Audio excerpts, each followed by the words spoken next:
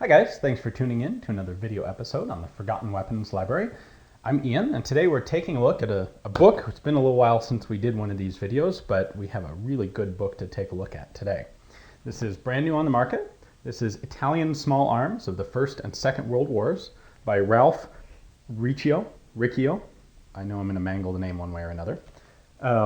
What's really cool about this is that it is in fact a gorgeously photographed and very well researched book on Italian small arms. Up until now, there's been very little on the market on this subject. The next best book out there is a very small, almost more of a pamphlet than a book, by Richard Hobbs on the Carcano. This book actually looks at not just the Carcano rifles, all the different versions of them, but also Italian pistols, submachine guns, light machine guns, the whole gamut of Italian small arms. So let's take a look inside so you can see just how cool the photos in this really are and get a better appreciation for it. So start out here with a very cool pistol right on the cover. We'll take a closer look at that one in a moment. Then table of contents. This is divided up by type of weapon. So we have pistols, we have rifles, we have submachine guns, machine guns, and appendices.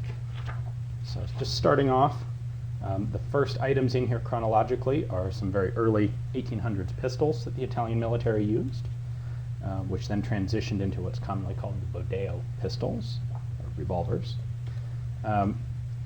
Just one good example of an area about Italian guns where there's a lot of muddled information are these early Breda pistols. So they were originally developed in 1915, and then there were a whole series of different variations through the 19-teens and the 1920s.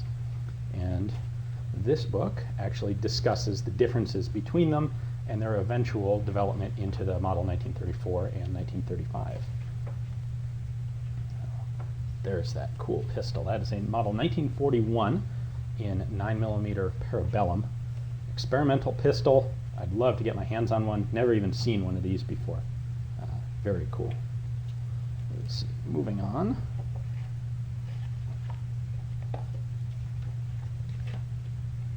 It's a good example of one of the photo layout pages. So this is one of the Carcano cavalry carbines, and pointing out a bunch of different features on them, pictures of both sides and different variants. Really outstanding selection of photos in this book. Here's another example, Type 38 carbine. So this is one of the photo layouts on the youth trainer Carcanos and also the toy rifles. So you can see, for example, he's got a picture of some of the blank adapters that were used and some of the different variations of the youth guns. These are actually toys.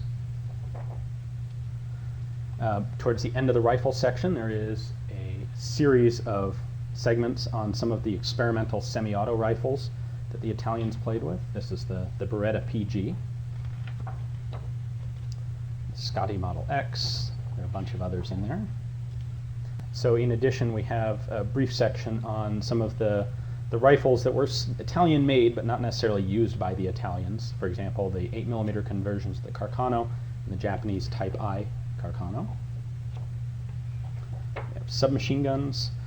This isn't all photographs. There are a ton of pictures in here, but we do also have some good hard text. Medium, light and medium, and frankly heavy machine guns as well. This is another area where there's a lot of confusion. Some of the early development of the Italian medium machine guns, and Riccio does a good job of explaining the different variants that led up to the final wartime production guns.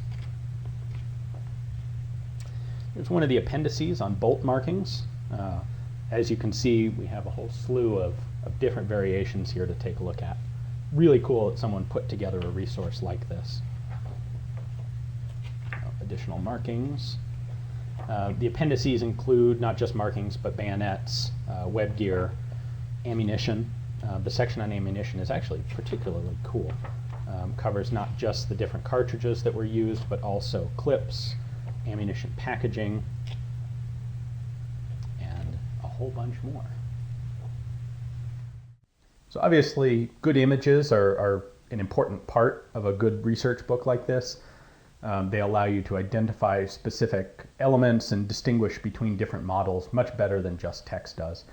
However, it's also very important to have comprehensive and accurate written research as part of the book, and Mr. Riccio does an excellent job on that front as well. You'll find some great information in here. He clears up some areas that were previously pretty muddled and misinformed.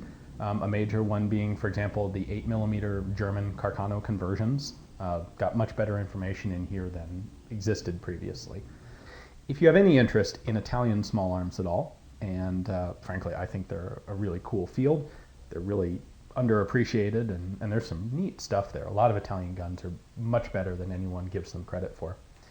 Anyway, Italian small arms of the First and Second World Wars is definitely your go-to resource. It is the best thing out there on the market right now.